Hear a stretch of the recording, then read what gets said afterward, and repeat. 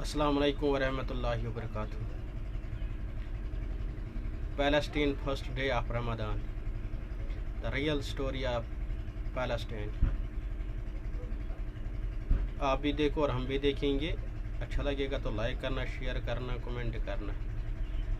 फ़लस्तीन का real story है और पहला दिन का रोज़ा है और सिचुएशन है फ़लस्तीन का। चलो देखते हैं।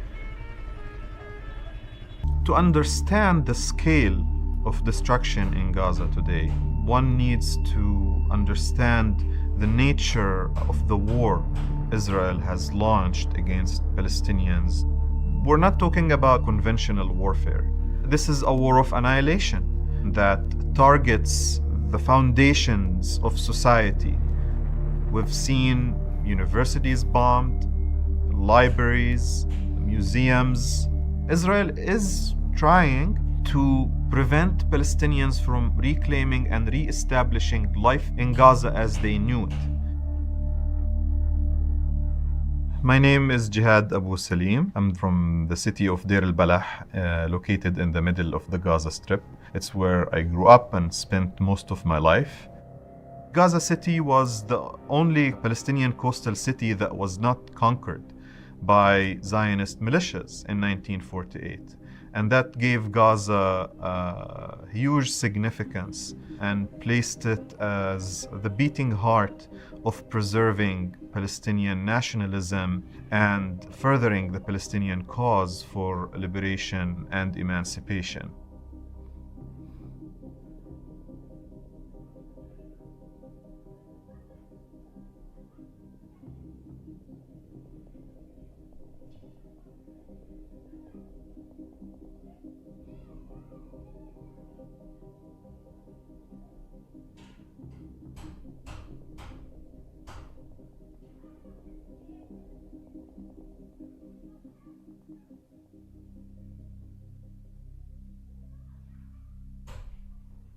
By destroying universities, museums.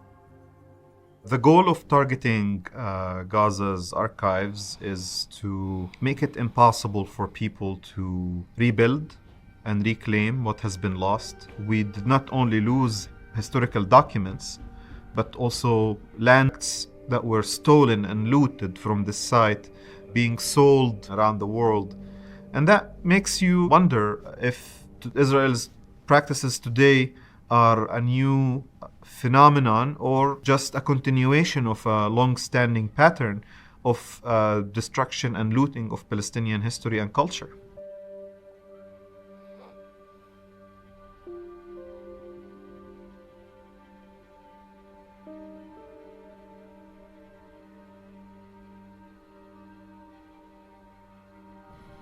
In this war alone, Palestinians in Gaza have lost towering figures in their society who shaped and defined the cultural and scholarly life in Gaza.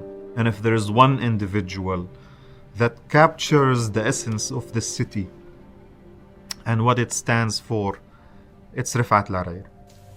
If the lions do not have their own historians, the history of the hunt will always glorify the hunters, will always glorify the occupier. Rifat was killed while he was sheltering with his sister and her children.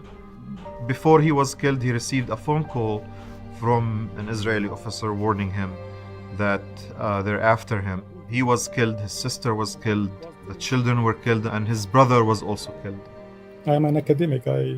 Probably the toughest thing I have at home is an expo marker. But if the Israelis invade, if they target us, charge at us, open door to door to massacre us, I'm going to use that marker, throw it at the Israeli soldiers, even if that is the last thing that I would be able to do.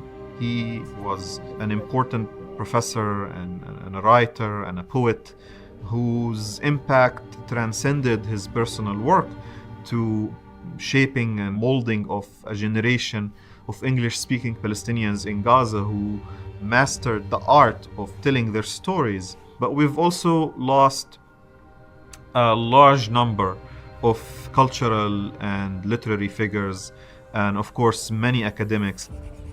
This is an assault on the people who create meaning in society and who create the language that helps people understand and reflect on their reality. Israel knew what it has been doing and continues to do by attacking and going after our cultural and literary and intellectual figures. But Rifat, like Gaza, is an idea, and ideas don't die. Bodies can perish, cities can be destroyed, but the ideas that they stand for, the principles and the values, these are things that do not just vanish into thin air. They continue to exist and to inspire people for many years to come. Thanks for watching. Now hit that like button and leave us a comment to let us know what you think about anything that we covered this week. Don't forget to follow us on Twitter. Does anyone really call it X? Facebook and Instagram for updates from the show.